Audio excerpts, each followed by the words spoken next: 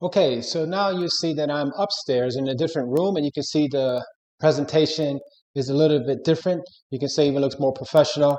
I still have the same camera, and I would of course tell them that I would be doing some hand gestures so they don't get freaked out when they see me doing these and start waving back. But the delivery is still the same.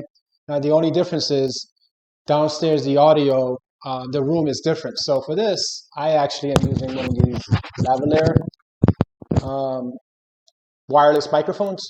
So it's there and I have the connection. And what I'm sharing with you is very, very, very, very low cost audio and visual solutions. The PTZ camera, you can use the camera you already have just to get you started, just giving you options. These microphones, they're not that expensive. You can look at Amazon, Google, or you can use what you have. I just want you to consider and remember that the environment you're in and your way your audio carries can vary. And again, like because I'm in the attic, if I didn't have this type of microphone, it would be very, very echoey.